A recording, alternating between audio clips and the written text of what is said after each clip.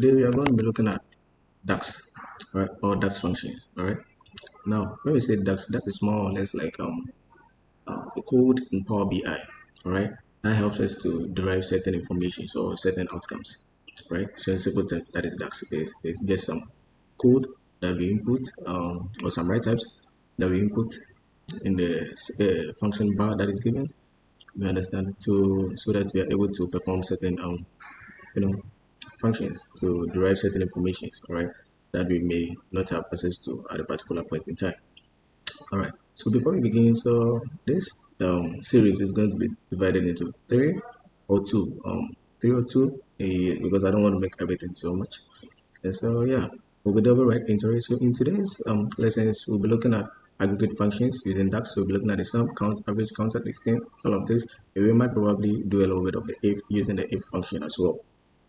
Now, one thing I would like us to keep in mind, or I'd like us to understand, and I've written it here because I don't just want to say it. I want you to read it and then keep this in mind. So read it and understand it your own way before we get into it, so not to get you confused. Okay, and so I have a disclaimer here saying note. In Power BI, measures and columns are used for different purposes. Calculated columns perform rule-level calculations stored in the data model, while measures are dynamic calculations performed at query time. And so what I'm trying to say is that in using DAX, there are two main things that we have to keep in mind. One is the fact that we might probably be using what we call calculated columns, right? And then the second one is that we might be using measures. All right, so I need to understand as and when we are going to be able to use calculated columns, and as and when we should use what we call measures. All right, not understanding this is going to really affect how you perform your DAX functions, and so it's important that you understand that we have something called calculated columns, we have something called measures, and they both serve different purposes. All right, I hope that is understood. Okay, good. So if that is fine, let's move on to today's discussion. Let's get ready. And so yeah, so this is our Power BI, and this is the sheet that we'll be working with. Right, so let me show you. So this is it. All right, so you've already done the data cleaning and all of that, but this one doesn't have the data cleaning. You can find the data cleaning in one of my videos. All right, where I have the data cleaning using Power Query and Power BI part one, and I also have a part two of it. So yeah, we are not going through the data cleaning. We are just jumping right using DAX. All right, and so this is our data set, and like I said, today we are going to be focusing solely on the sum, count, average, and all of that. Sum x and count x. Okay, so what is a sum? Just like in Excel. All right, sum is simply the summation of a particular column, or if you want to sum up a particular row, you want to add the items in a row to derive a particular result. All right, or probably you just want to sum up a particular column. So this salary, let's say we want to find the total of all of these items. All right, just all of these items. So we can use what we call the sum. All right, and then we also want to find probably the total of all of this column. You can again use what we call the sum. That's if you want to find the total. Okay, so we have sum, we have average, we have the count, we have mean, we have max, and so if I want to find the highest salary over here, I'll use what I call the max. All right, if I want to find the lowest salary, I'll use what we call the mean. All right, I want to find the average of all of these items, okay, I'll use what I call the average. If I want to find the total rows, okay, how many transactions we have, I can use what we call the count. Or we also have one that we call the extent count. All right, and so let's have this in mind. Now let's look at this. So it says calculate performed at query time.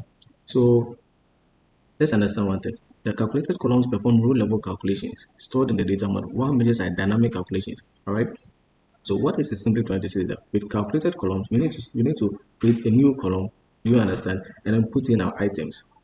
Okay, so we need to create a new column for what we want. All right, and calculated columns normally they take up memory, they take up some of the space or the memory, and so you only use it if it's necessary, if you necessarily have to. All right, then you use what we call calculated columns. Now, what all this, forget the big words, but calculated column is simply where we right click and then we choose new column. All right, so it's going to give us a new column. Okay, and let's say we want to find, so this salary, this is bonus, so now I want to find the total salary, and so we start the column, and then we can say, okay, so total column, and then we can put our function here as sum.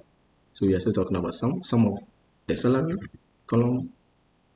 All right, the salary column, and you can say multiply by the sum of bonus. All right, and then enter. Oh, excuse me.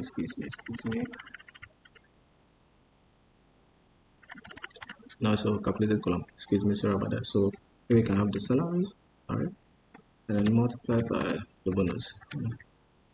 Sorry about that, right? And then we can have, so these items in the column. Okay, and so this is what we call the calculated column, right?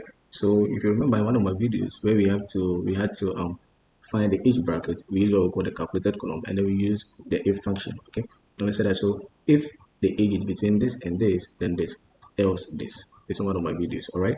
And so this is what calculated column is all about. This is where you start a new column and then you put in your DAX function. Don't worry with the DAX, just chill. And so we start a new column and then we put in our DAX function, all right? However, with measures a little different. So let's assume that we want to find the total salary. Okay, we want to find the total salary, and we don't want a calculated column. So the measure helps us to just find the total salary straight ahead, all right, without starting a new column or anything. So we right click and then we go to new measure, all right, and then when we go to new measure, it also pops up here. We are going to say, all right, so total salary, and then now we can use our sum this salary, all right. And so once we start typing it, Power BI is going to, come up with what you want, and then you are going to close the bracket and go to hit enter. And now you realize that it's showing here as total salary. So now this becomes the total salary, right? So this is our total salary. Okay? And then here, now we have, and then we have this, right? That's our total salary. So that's the difference between the calculated columns and then the measures. When you're using it in your activities, the calculated columns will create a column and it will save that column in your data set. Whereas with measures, you don't necessarily need to create a column. You only need to put in the function, the DAX function, exactly. And then you are going to get your answer. So that doesn't take any memory, doesn't take any memory space or whatever that you call it. All right. I hope this understood. If you have any questions, kindly leave it in the comment section below. And I'll look at it. If I need to make a whole video on that, I will do that. All right, so now we are starting off with the sum function. And just as I said, these aggregate functions are used to sum up, or are used on things that are numerical. So you can use sum, average, things like first name, geography, and department. It wouldn't work, right? You use it on things that you can actually aggregate. So sum function is used on items or columns that gives you the opportunity to aggregate, all right? And so you can sum the age, you can sum bonus, and one thing that you can use to sum to know whether you have the opportunity to sum or not, you realize that it has a zigzag size. So this tells you that, oh, this particular column you can actually sum them up, all right? It tells you that you can sum them up, but these ones don't have them. So these ones are text, so you can't sum text, just like we did the other time in one of our videos. You can't sum text, all right? And so if you want to be able to sum the text, then you probably need to look at the data type or something. And so sometimes you realize that salary is in text, and that is why it's important to do your data cleaning properly, so that you can change all the text to numerical. Because if your salary is in text, even when you come here, it wouldn't give you the opportunity to sum it up or to average it, right? And so the sum function, the average function, in fact, the whole aggregate function over here will help you, or is used to make aggregations, right, based on that column that you're working with. And so let's start off by seeing how this works. So we did one example with the salary, and we are doing it again. So you go to your table name, you click on new measures, all right? And once you click on new measures, you're going to get this box, right? This is the section that helps you to write your DAX functions, okay? So it tells you to write your DAX functions. All right, so let's respond now. It tells you to, and this particular thing that we have here is a title of your DAX function. So assume you want to find the average of your salary, you want to find the total salary, you want to find the minimum salary or the maximum salary, you just write the heading here, all right? So assume you want to find the maximum salary, all right? So what we can do is we click on max, or we say maximum salary, all right? And the function to use is maximum, the highest. So we use what we call max, all right? So once you click on max, it's going to come, you click on it, and then what you do is that you start typing what you want. So salary, we are looking at salary. If you want to look at age, you start typing age, so the max age, and then you are going to see age with the name of your data set. So the data set is saved as sheet 1, and so keep that in mind. Don't just choose any age, not anything, but choose the one that is in your sheet. All right, so this is sheet 1. You can have yours as data analytics tutorial sheet, whatever, however you saved it. All right, so sheet 1, age, this is what you're looking for. And then you can see it's showing us over. It says max the column name or the scalar one. So the column name is what we are choosing, which is the age. So we click on age, so we sheet age, and then we close the bracket. Right, and then once you close the bracket, you click on enter, and it's going to show you. So this is it, maximum. Let me take this up a little bit. All right, so maximum salary, this is what we just created. And so when we click on this, it comes. So we can use what we call the card to show. So the maximum salary, that's the highest salary, is what is 64. And then if we come here to the age column, you realize that indeed the highest age is 64. All right, so that's with the age. Now let's look at min. So assuming, all right, we don't want the maximum, we want the minimum. All right, so likewise, what we are going to do is we are going to say minimum salary, and then we are going to, or minimum age, excuse me. So minimum age, we are going to say min, we are going to say age. All right, we are going to say age, we are going to close this bracket, we are going to hit enter. All right, and it's going to change it, so it's going to show us the minimum age. When we come here, we look, realize that the minimum age is actually 10. Right, okay, so that is that for the min and max. So now let's say we want to look at average, the average of the ages. All right, so again we can click on this, we say average age, average age.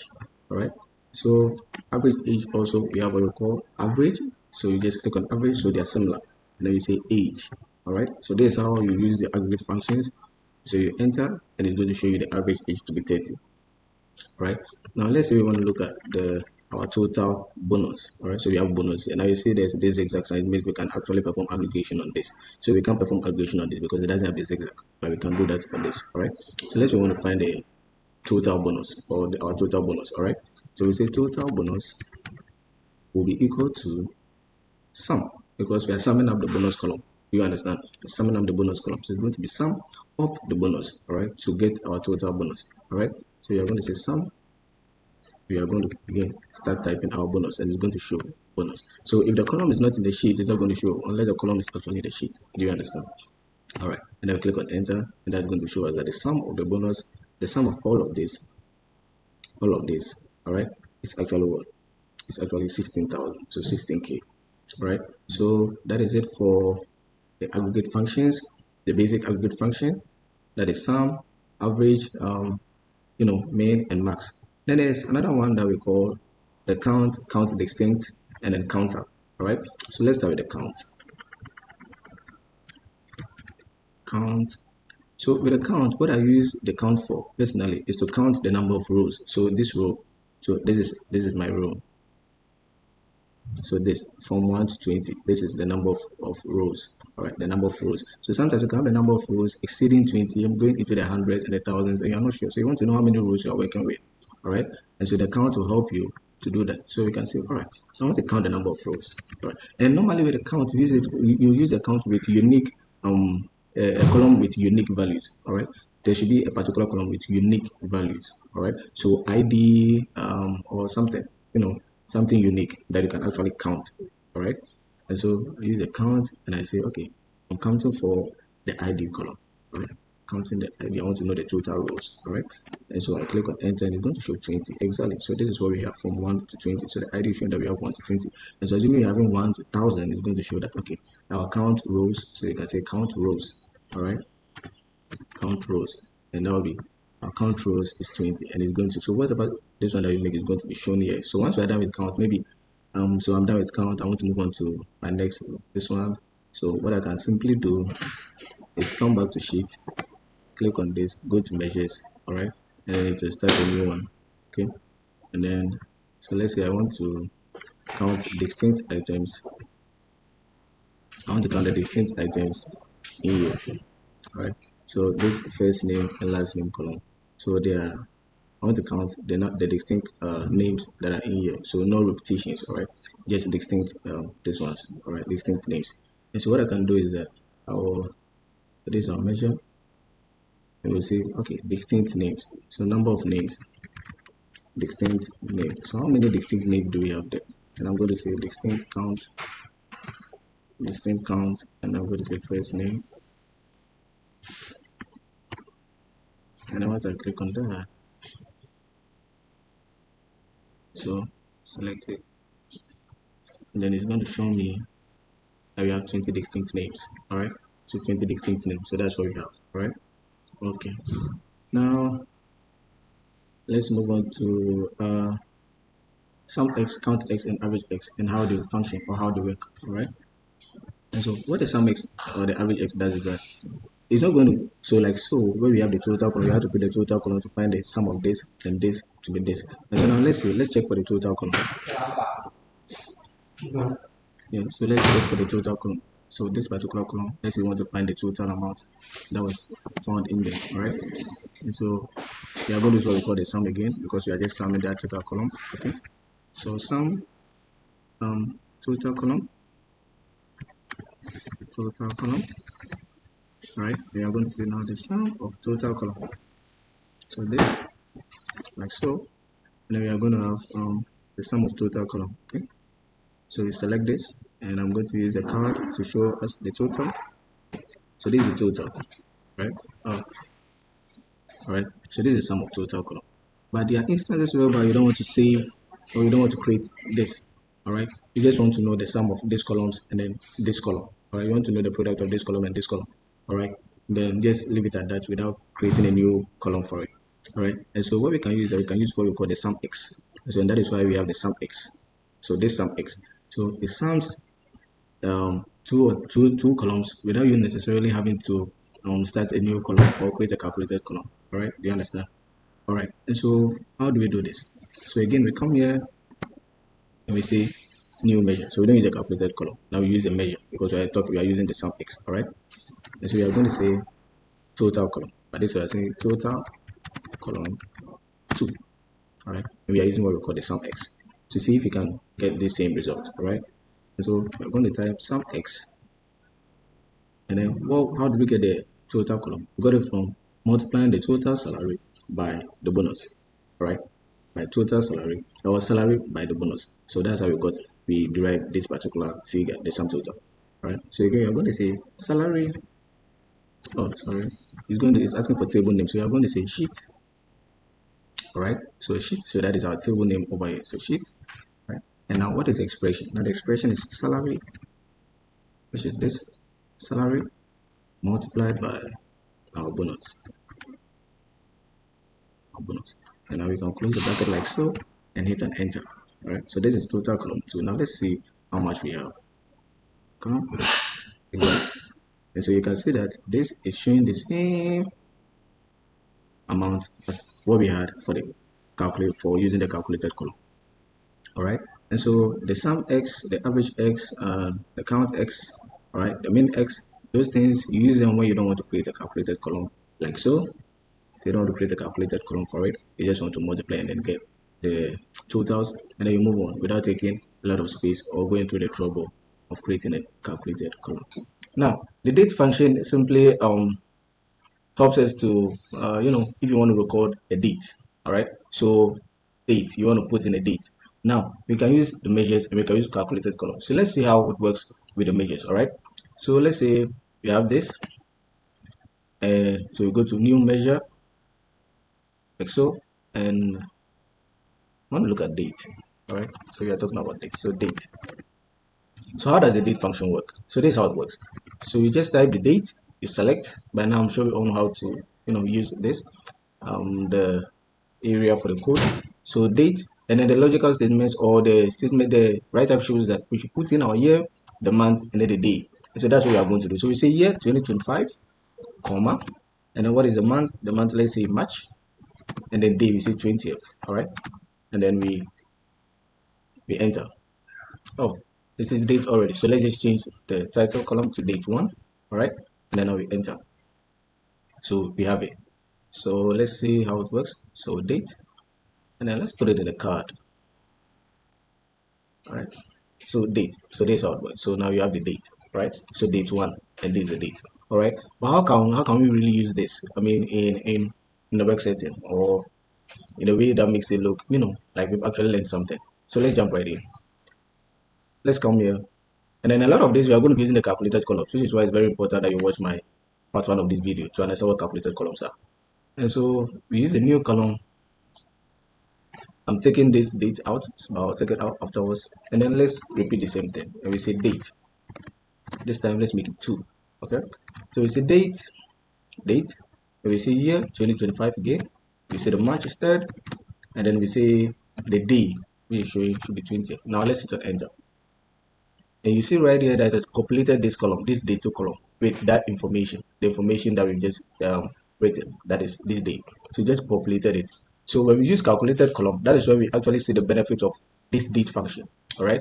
And so once we have this, we can go ahead and then format it, make it, So let me say this. Shit. All right. So that is fine. And so this is how the date function works. All right. So the date function works like this. So if you need a date, you can, maybe if you have a column or you have a transaction and you need one date throughout, you can just start a calculated column and then you use the date function to populate that column with that exact date. All right. Okay. So now the second thing that we'll be looking at after the date, we'll be looking at what we call date diff. All right. So date diff is simply date difference. Yeah, date diff is simply date difference. So the difference between two dates, don't get complicated. So the difference between two dates, we use what we call the date diff. That's the function that we use. All right. And so we say, let's say this is date 1 and this is date 2. And so we need to know the difference between this date and this date. How long did it take from this date to this date? All right. That is all what this is about. Okay, now how can we use it? So now we can use this in a setting whereby let's say so as a company you supply goods to debtors, or you supply goods or a supplier of goods. And when you give them out, you put in the date, and then at the time that the people make payment, you put in that date also. And so now you want to, after getting the data set for you, now you want to find out how long does it really take for people to pay me back after they come for my goods or something. Do you understand? And that is when you can use the date diff, all right, to find the number of days, number of hours, minutes, whatever that it takes for the people to do to make payment for the goods. All right. So that is a typical scenario where you have to use the date diff. There are so many other scenarios, but this is just a typical scenario where you have to use the date diff. All right. And so how does that work? So let's create another calculated column. And a lot of today's function, like I said, they are mainly used within the calculated column and not with the measure. All right. So let's kind of keep that in mind. So we say date diff, and there's a function date diff, and it's going to show. So it says date 1, date 2, and then the interval. So date 1 is when you are starting, date 2 is when the period ends, and then the interval. So the interval could be in days, hours, minutes, etc. You'll see that when we get there. As I said, date 1. So let's say date 1 is this date. All right. And so I say date. Excuse me. I say date. I don't want to use this one. So I'll say the date on the salaries. So salaries, date. All right. And so salaries, and then this is the date I'm looking for, which is this one. Right. And I'm going to say comma, and then date 2, and date 2 is going to be this date 2. So I can type date 2, salaries date 2. You can type date 2, and then once you are done, you put in the comma, and then it will ask you for the interval. So you don't want the answer in days, you want it in hours, in minutes, in months, in kata, in seconds, week, year, however you want it. All right. So let's say I want it in years. So when I click on years, now I close the bracket, and it's going to give me. So the difference between this date and this date is 20 years. So it took 20 years for us to arrive at this year. All right. And that's how it goes on. All right. That's how it follows. We can change this. If you don't want the year, we can use day, and it's going to show how many days it took. All right. We can use the month. All right. We can use month. It's going to show how many months that took. All right. And so on and so forth. So that's how the date diff function works. All right. So let's move on to the next one. I'm trying to make this as quick as I can, which is date value. Now, date value is something that I've always loved. It's something that I've always loved to use. Okay, because like I said in one of my videos, I didn't mention that the date column in any data set can be at a point in time be very messy, extremely messy. And we did there's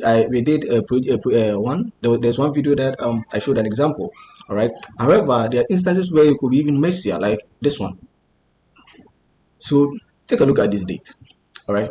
So this is broken down into 3. We have the day, we have the month, we have the year. Okay. And you want to put them together. All right. You want to bring them together so that you can have one column as date. Now, the problem is that this is categorized as numbers, this is categorized as text, and this is categorized as numbers. If you try putting them together, it's going to give you an error. all right? Because this is, you are trying to bring text and then numbers, whole numbers together, and so it's going to give you an error. And so what the date value does is that it helps you to concatenate all of these columns so that you're able to get date for your data set.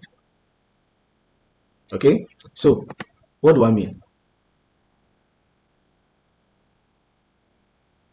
So the date value, so date value, let's say that you just want to try your hands on it. You want to use the day.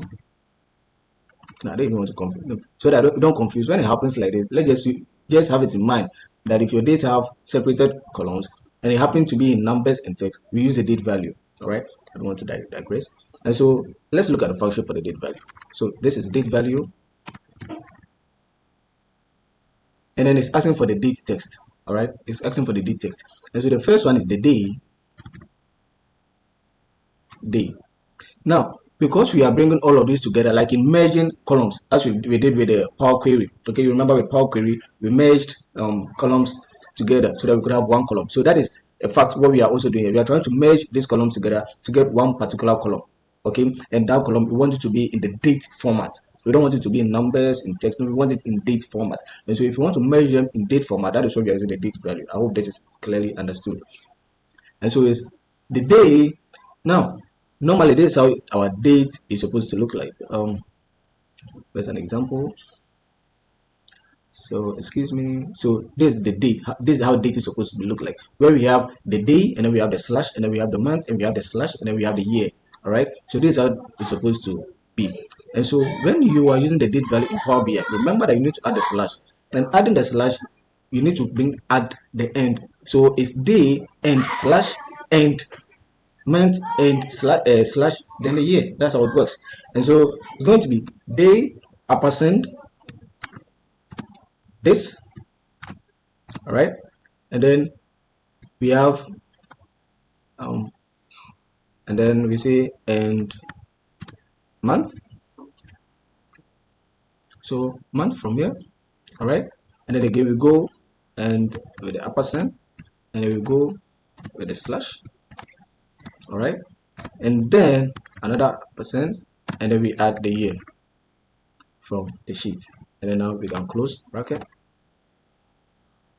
and voila, this is going to give us, all right, so this is in date format. You don't need to format it anymore because the date value formats it into a date format for you. All right, and so once you get it here, you can just format it a little bit and take the time out of it so that we just have the date. All right, so now this is 1st January 2025, 1st January 2025 as date format. I hope that is understood. All right, okay, so let me bring this here so that you can see. So you see that it's automatically in date time format. All right, so it's in date time format. So that's what the date value does. So it helps you to, merge date columns as date, without having to face the problem with errors with the date columns, because the date columns could be very cumbersome. That is why I'm taking my time to explain this very well. And the other one in my previous video as well, I explained the date column. If you realize, I spent a lot of time talking about the date because it could get very, very, very messy. All right, so we are done with date value, and let's see, the next one that we want to talk about is what we call the e date.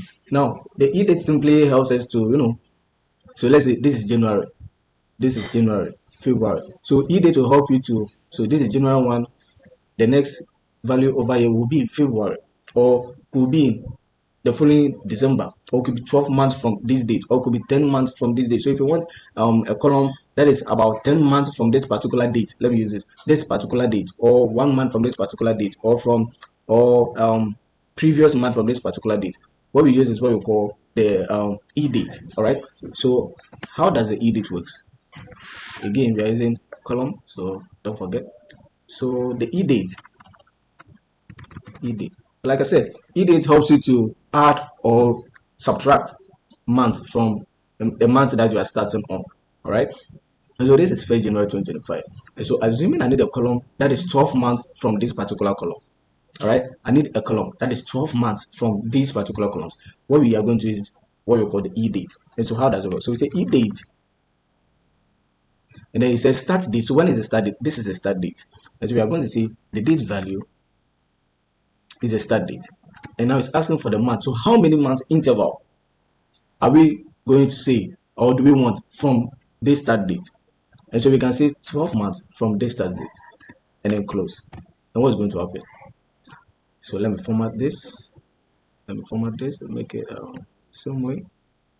Good. So this is 1st January 2025. And you see, when we use the E date, it's showing 1st January 2026. So that is 12 months interval from our start date, which is 1st January 2025. And we come here, it's showing that 3rd February 2025, and this is 3rd February 2026. So another 12 months from our start date. Now, in a more ideal situation, it could be maybe just 1 month from our start date. So you can just use 1 month and check it out. So 1 month from this date, our start date, is what? It's 1st February 2025. You understand? And so that is what the E date does. So the E date gives you the month, a month from your start month based on the number of months that you want it to be. All right. Likewise, we can say that okay, we want to go back. We want to see the previous month. In such situations or scenarios, all you have to do is to minus 1. And so 1st January minus 1 month, that's going to give you December 2024. So this is how E date works, and this is how you can use E date. All right. I hope you understand and you are following and enjoying it. All right. So now let's look at the month, year, and day. All right. Month, year, and day. So we start off with month, and this is simple. All you have to do is say you are looking for the month from which date. Let's say this E date column. So you are looking for only the month in this E date column. All right. So you say this is test sheet. You're looking for month. I can't see the E date, so let's use date value. So you are picking the month from this particular one, all right? So there we close. So you are picking the month from this particular column.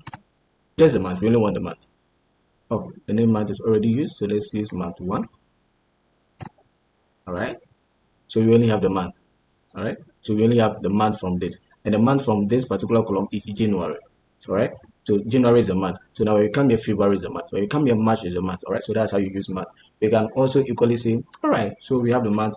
Now let's do year, and then equally we can just type year and then put our in the year that we are, the column that we are looking for the year from, and then click on enter, and it's going to show us 2025. That's the year. So the months, and that's exactly how the day also works. So this is the day, and so if you are to choose day, all right, if you are to choose day, it's going to show you that this is the day, the one, January 1. So 1, 2, 3, 4. So that is the day, right? So this is basically how the month, the day, and the year works, right? So you just put in your day, your month, whatever, and then it's going to, do the work. Now and today. So when do we use now and today? So we use now and today when you want to find the exact. We use now when you want to find the exact date and then the exact time. All right. So assuming I'm selling some goods to someone, and I want to just quickly, put in that this day for about 20 rows. Let's say this day without typing the date and going through all of that, merging and typing day, month, and year. You can just use now, and then now we even show the date, not just the date, but then also the time. So an example is this. Look down here below.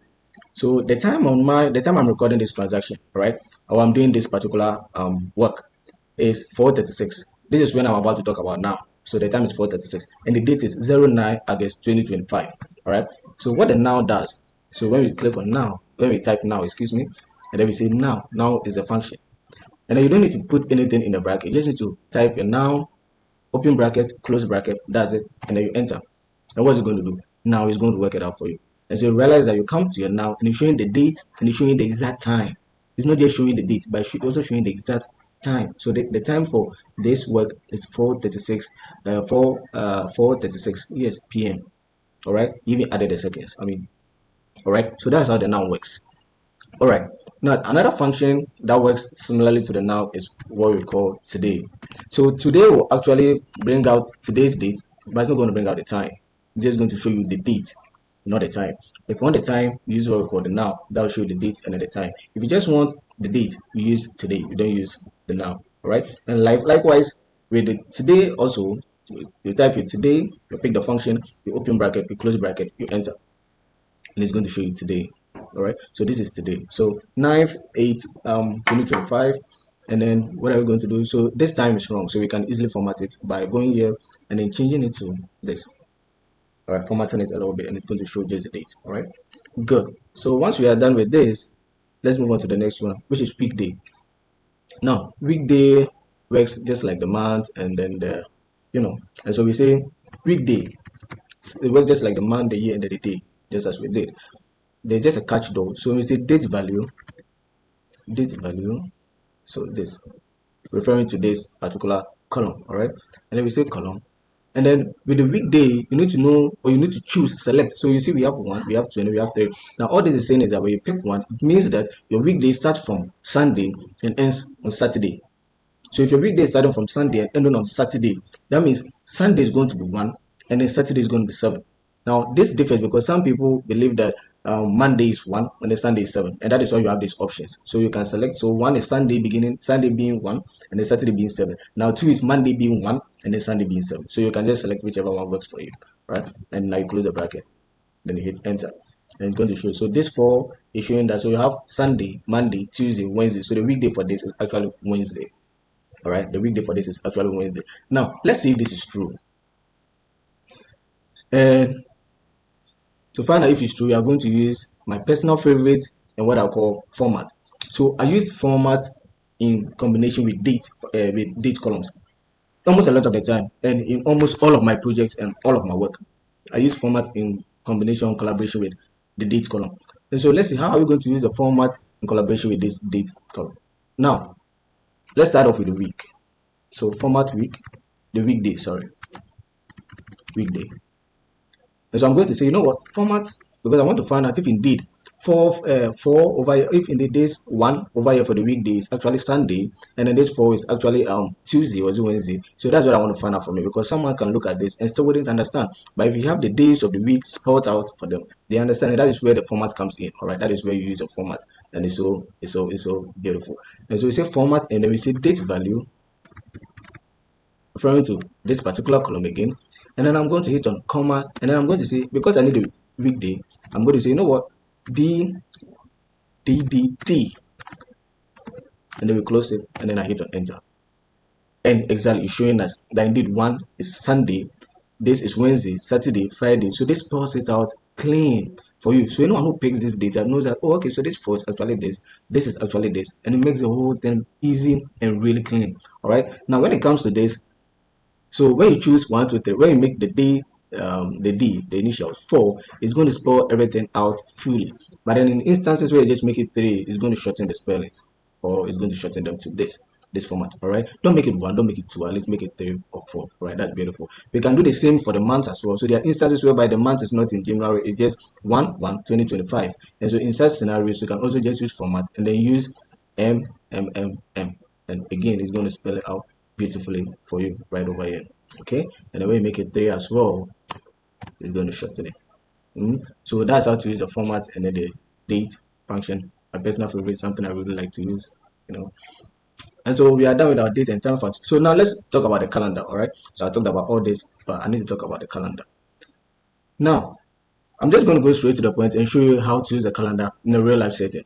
Right, in a real life setting, I'm not going to go about or beat around the bush, but in a real life setting, how do you use a calendar or the calendar table? So now what I normally do when I get a data set, so for example, this data set has dates in them, but then again, is advisable to create your own calendar table and then use your own calendar table, the dates in the calendar table, to do your visualizations and your analysis. And when we get to visualizing and all that, we'll probably go through a few reasons why for you to understand. Okay, and so normally when I get my data set like this and there's date in them, I use the calendar. All right, and now what the calendar does is that, so assuming this is the date, so it's going to pick every single detail. All right, and so I use a calendar with min or max, so that I say that, you know what, calendar, the minimum should be this, the minimum date in this date column, and then the maximum date in this date column. And so you are going to find records of the minimum date through to the maximum date that I've given it. Now let me show you an example. So this particular date begins on the Wednesday 24th August 2025, ends on 15th September 2024. All right, see how short this is. However, if I'm using the calendar, I'll click on this, go to new table. You are creating a new table as a dim table or as a calendar table, and so you just click on this. You have these options. You go to your new table, go to a new table. All right, and then when you go to the new table, you call this new table. Some people will just type dim table. I prefer to call it calendar table, so not to confuse.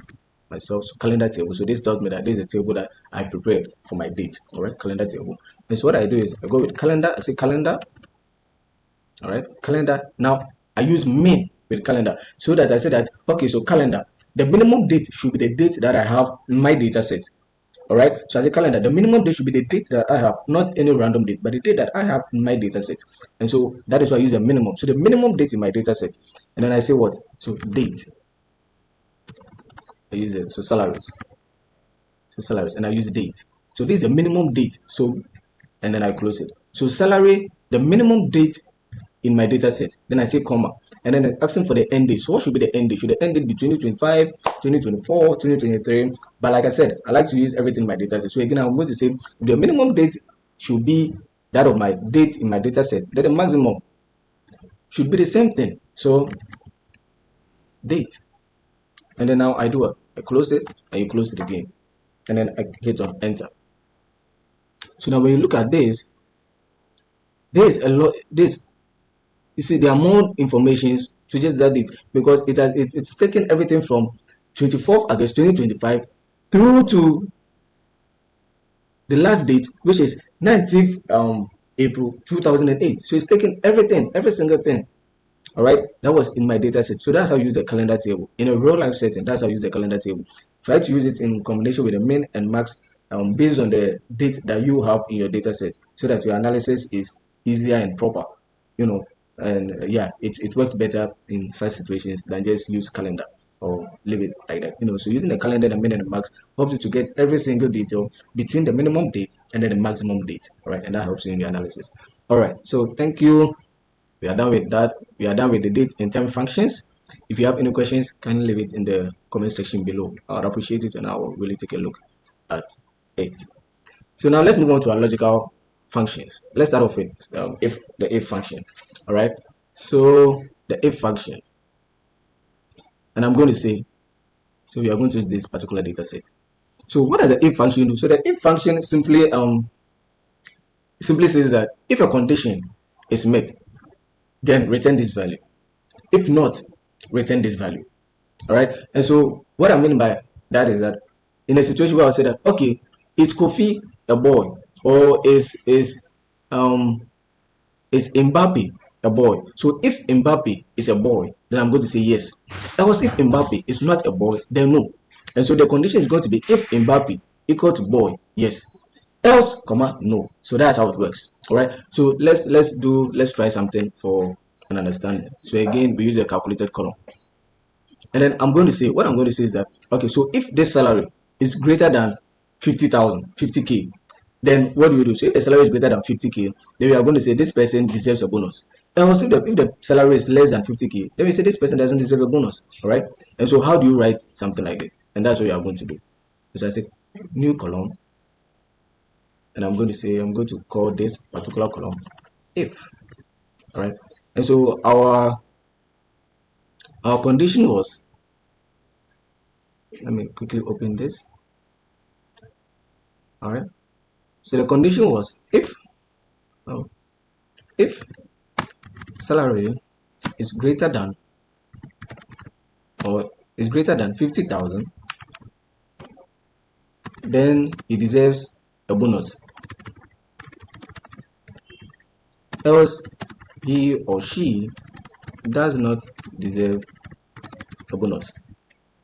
Good. So this is the condition. So our manager says if the salary of any person is greater than 50,000, then we should say that he deserves a bonus. Otherwise, if he doesn't receive a salary of above 50,000, then he does not deserve a bonus. And so what we do is that we come here into our Power BI and then our function, and we say that if what our manager wants, it says if the logical statement is what? Salary. That's the logical statement. And so if salary referring to this particular column, all right, if salary is greater than 50,000, all right, what should be the result? So result if true. And so if the salary is indeed greater than 50,000, we say what? Deserves a bonus. And it's asking result if false. That is, what if the salary is not greater than 50,000? So what do we say? We say if not, then we say does not deserve a bonus. Then we put in our quotation and then we close the bracket and we hit on enter. and it's going to populate it here and show us that if the salary, so in this particular row, we say that this salary is less than 50,000, and so it says it does not deserve a bonus per the condition that we've given it. But then this one says deserves a bonus. Why? Because he or she receives a salary above 50,000. All right, and so the condition that we gave to this, is what has populated this particular column. Right? I hope you do understand. Now, one thing to keep in mind, realize that this is in figures, and that's why we didn't put it in quotation marks or those marks. These are in text, and so we need to put them in a closing and opening quotation marks. All right, so let's keep that in mind. So if it's in figures, we leave it. If not, put them in. This is important. All right, so the next one is, let's talk about the end or function. Now, end or when we say end is simply when the end function is simply when two conditions are met. All right, so we use the end when we want to see if two conditions are. So if the two conditions are met, then we see true. Then it says it's true. If the two conditions are not met, then it's false. However, or is if either one of the conditions are met, that is fine, that is still true. But if both conditions are not met, then that will give you a false. What do I mean by this? So I'm going to say that if the salary is greater than 50,000 and the department is also finance, then it's going to return a value saying true, which shows that or indicates that indeed this particular salary is above 50,000 and the department is also finance. Any other thing aside this is going to give me false. And so let's jump in. It says and. So the first logical statement, department equals finance.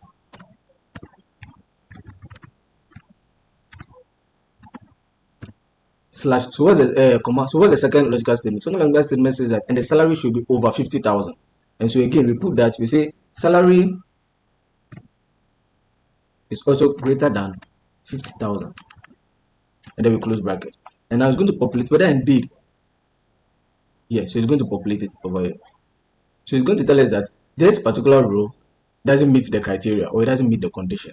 However, when we look at this and this, it tells us that indeed this person is in the finance department and is receiving a salary of about 50,000. So this meets the criteria, and that is why the signal says to say that yes, this condition is met and this condition is true. And so this is how the end function actually works. All right, when two conditions are met, they are actually met, it will return a result of it being true. If either one of the conditions are not met, it returns a false, which is the exact opposite of the or function. All right, so let's talk about the or. So it's going to be the same thing essentially. So what the or function does is that if either one of the condition is met, it still gives you a true, irrespective of whether the second condition is met or not. As long as one condition is met, it's going to give you a true. And so in this situation, if you're using what we call the or, it's going to say that if the department is finance and the salary is even less than 50,000, it's still going to give you true because we're using the or function, unlike the end function where the two conditions needs to be met. All right, and so with or, even if one condition is met, it still pass. All right, and so let's hit on enter, and we are going to see that. So initially this was false, but now it's true. Why is it true? It's true because even though the department is HR, the second condition, which is the salary, still surpasses 50,000, and so it gives you a true as an outcome, because we are saying that if one is this or that, it's still the same thing, right? And so this is how the end and the or functions are used in Power BI. All right, let's move on to the next one. So we have what we call the ampersand, and we have the vertical pipe or the vertical line. Some people call it vertical line, some call it the ampersand. So these two are used, can also be used in place of the if and then in place of the end and then the or. The only difference is that, all right, so let's move on to, before we even move on to that, for you to understand, because it's similar, it's just the same thing. Let's look at using if and then end or all together. All right, so there are situations where you have the opportunity or you need to use the if function in collaboration with the end and then the or function as well. Let's see how that plays out. So if underscore end. So what it's going to say is that what this means is that if two conditions, now we are using the end, so please kindly pay attention. If you're using the end, it means two conditions need to be met, and we are saying that okay, so if these two conditions are met, remember when we use the end and then the or independently, there was no any result afterwards. We only just give it true or false. But if you want a different thing other than the true or false, then we need to use the if function so that we can say that if this condition and this condition is met, then you should give it this. Other than that, we should give it that. So that is where the if condition comes in. So the if condition gives you the opportunity to choose anything other than true or false. We are dealing with end and or. function. All right. And so an example is, you are going to say that if the department is procurement and the salary is um greater than 20,000, then we are going to check it as doing well. Other than that, we say not really performing. All right. So that's what we are going to say. We are going to say if the department is procurement and the salary is above 20,000, we are going to say performing or doing well. Other than that, not doing well. And how do we do this with the if and then the or function? We are going to say if and, all right. So we need to work out the end function before the if function. All right. And the end function is asking for the first logical statement, and that is, so if and department, we are saying the department is equal to what? Procurement. It's called procurement, comma. Now the second logical function says what? And the salary is greater than 20,000. Now we can close this. And now our if function comes in. It says what? So if this is the case, then comma, then what is the result if true? We say doing well. All right. Other than that, we say not performing. Okay. And then now we can close our bracket and hit on enter. Good. And it's going to show you here that all of this, they do not meet the end conditions. However, this particular one meets the conditions, which is it's in the procurement department and it's earning above 20,000. Hence, we say that he's actually doing well because we are looking at just procurement department. We can change this the department and say, okay, marketing. How many marketings do we have? Marketing. We can also change it, say marketing, and also click on enter. You are going to realize that now we're showing only this one, that marketing, and then the person is earning above 20,000. All right. So this is how the if and then this is how the if and works. One thing I should keep in mind is that using the end function only works with two logical statements. So you have logic 1 and you have logic 2. You can't add a third logical statement. You can't say, all right, so now we said marketing, salaries, and then let's say we want to add another one. All right, and we say that, and the person is also receiving the bonus of, so let me use the marketing one of 530 so that you understand. And then bonus is equal to 530, comma. Now let's see what this does. It might work, but I'm not sure it will work. It's not going to work. Now it's not going to work because too many arguments were passed to the if function. The maximum argument count for the function is 3. Do you understand? And so this is not necessarily the if function, but this is about the end function, because the end function works with only two logics. All right, and that is when the ampersand comes in. So if you have maybe 3, 4, 5 functions that needs to be met, instead of using the end function over here, we can use what we call the ampersand. Let me show you how that works. So if, all right, so if salary is department, and we are going to say ampersand and it's 2, and then salary is greater than 2,000. Again, we are going to say this.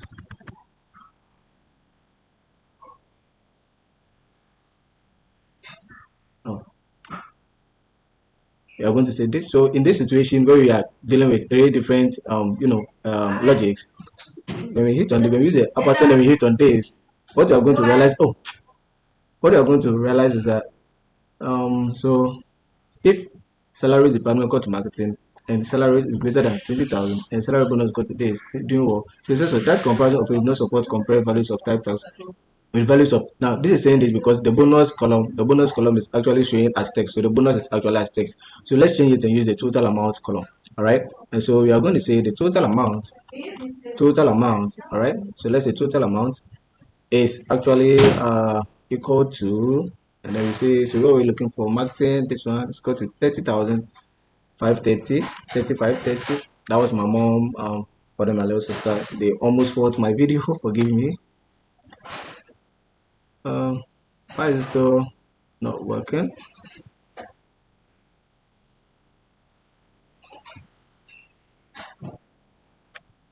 Go to convert.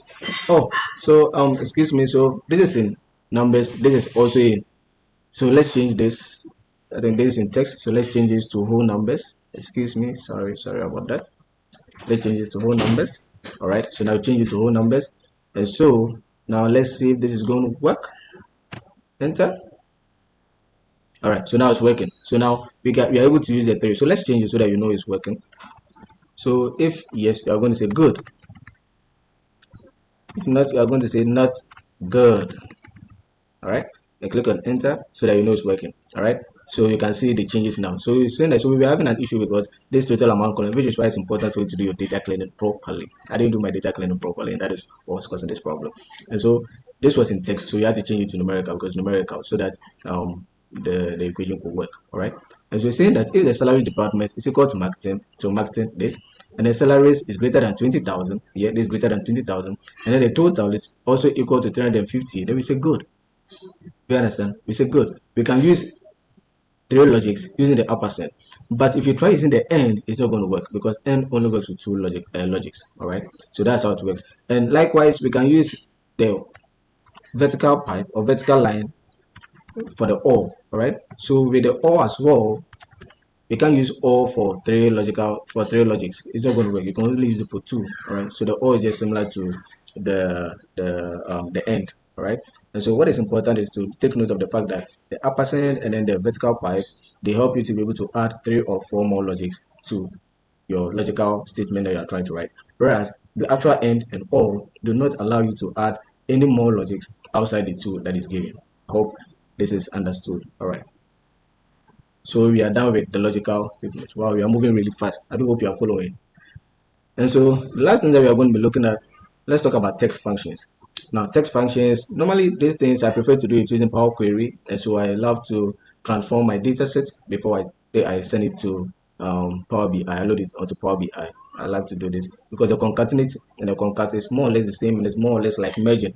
It's just similar to merging, where you have 2 columns and you want to merge them as one. Okay, use a concatenate, and this is something that you can easily do with a Power Query in Power BI. All right, but let's try it out here and see. So we open a new column, calculated column, and let's say that we want to bring this department and this San Francisco as one. All right, we want to make them one. So let's say you have first name Meshach, second name Kwanzaa, but you want to make one and call it full name. So you want to say Meshach Kwanzaa without you having to have 2 columns for it. All right, and so you can use, if you're unable to do it in the Power Query that Power BI provides, you can do it over here with what we call the calculated columns. All right, and so let's just go ahead and say concatenate, and we are going to type concatenate.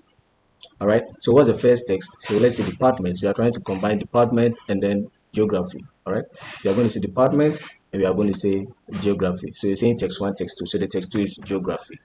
All right, and then we close it and then we click on enter, and that's what we see here. But you see that it's joined everything together. There's no space. It's more or less like we are saying procurement San Francisco, which is really wrong.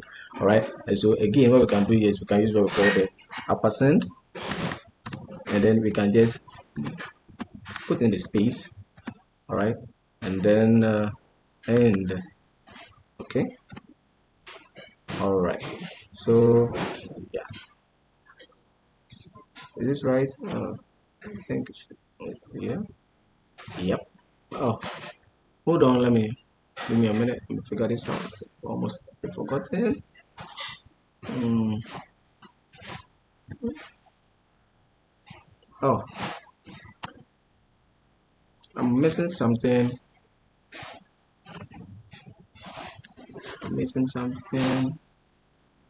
Mm. All right, sorry, sometimes you need to, it happens with even the best of us. So now we are good to go. Click on enter. All right, and now we see it's showing us with a space because we put a space here. All right, so we can just put anything there and you see it reflect. All right, so now we put a hyphen.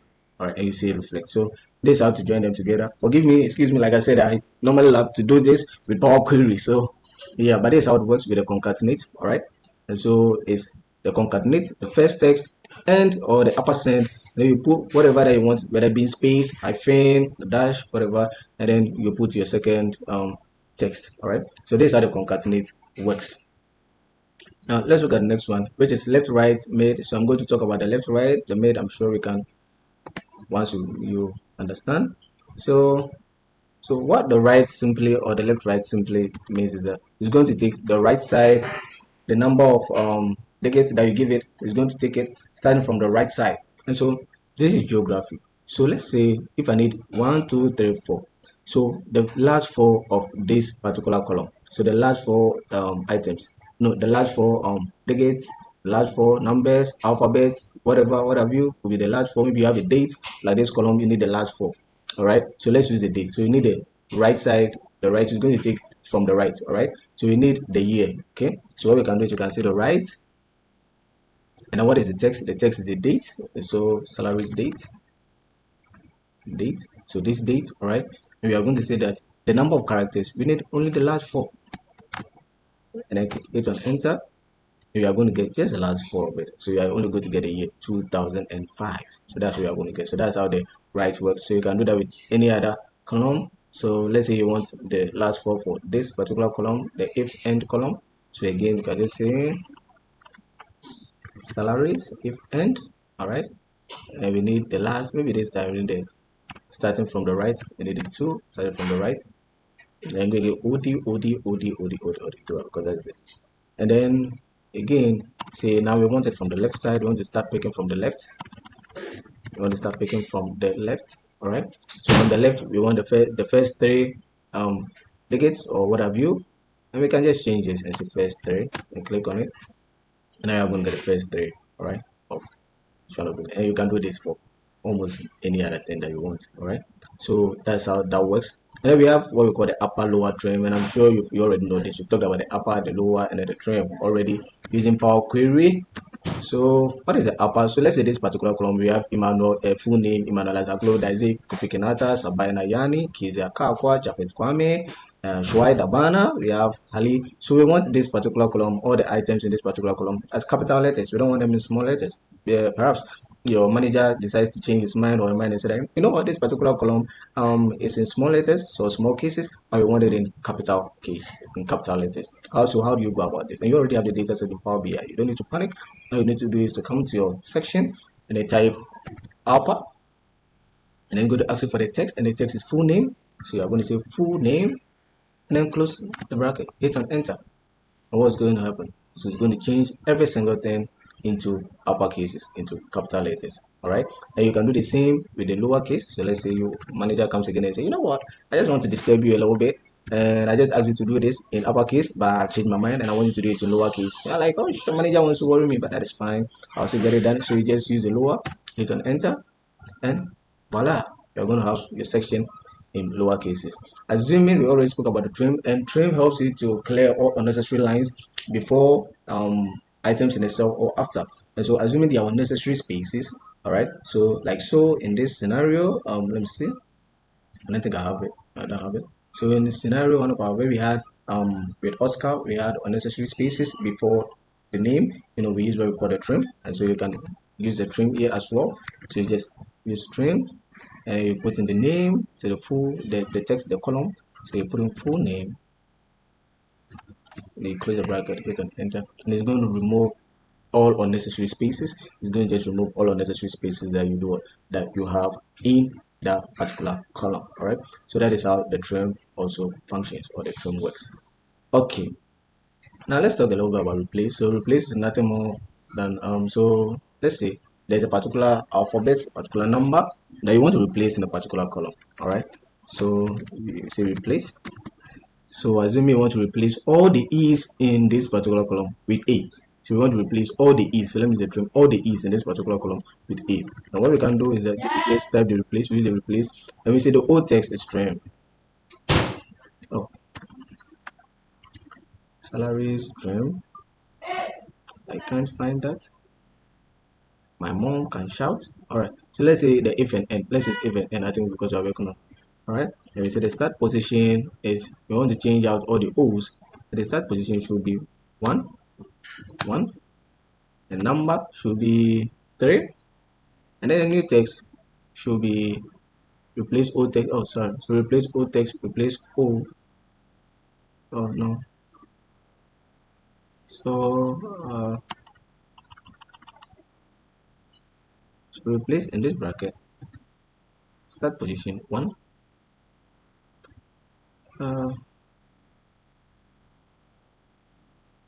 Number of characters we say 2. New text we say 4. Mm, So how does it replace? Excuse me, give me a few minutes.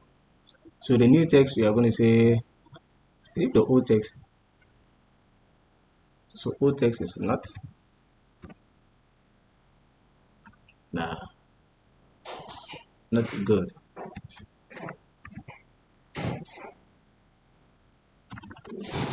All right. I think I'm not so sure with the replace, and that is perfectly fine. It's not something I really use. Like I said, when it comes to these text functions, I normally use a lot of the Power Queries. So I'm not so sure, but I'll go do my check. In the next video, I'll probably come and then I'll show it to you. So yeah, because I really don't want to take a lot of the time. Yeah, I don't want to take a lot of the time. So let's move on to the next one, next function. Let's talk about the calculate and then the filter, and that's going to end it for today. Okay, but if I remember the replace, I'll probably still come back and then get it done before we close. But I just want to finish it up without making this video too long. All right, and so uh, with the calculate. So what does the calculate do? So calculate simply helps us to know the value of something specific, something particular. All right. So let's assume and say that okay. So we have this data set. We want to know the salary for people in HR, people in procurement, the total salary for people in HR, people in procurement. Your manager comes and puts that across to you. Now, I want to find the salary of only people in HR, only people in procurement. Now, what we do is that we can use what we call the calculate. The calculator helps us to do that. Now, the calculator is a measure, not a calculated column. It's a measure, okay? And so we use a measure. And so we are going to say calculate. Ooh, la, la. Calculate. And then what you're going to type is calculate. Well, so what is the expression? Calculate the sum salary, the total salary, right? So calculate the sum salary, and we are going to filter it by department. And what department are we looking for? What department salary are we looking for? So we can come here and say HR, admin, account, anyone, and then hit on the enter. And we are going to find that here. And so we can bring this out and use the card, and it's going to show that this is the amount that we spent on people in the HR department. We can as well just go back and say, you know what, we don't want this in the HR department, we want this in account. And we can just change this to account. And it's going to show us only in account, only people in account. All right. And so we can just one more and say that, you know what, we want the total salary of people living in Accra. So geography, number of people living in only Accra. And what we can do is we can say people living only in Accra. Sure, why not? And that's going to give us the total of people living in only Accra. All right. Now there are instances where whenever you use the calculated, you are using measures over here. So for instance, you have total salary or total quantity, and you want to find, you can use something we call the filter. All right. And so yes, thank you for being here. This is going to be the end of our session for today. I appreciate it. Thank you, and I look forward to the next one.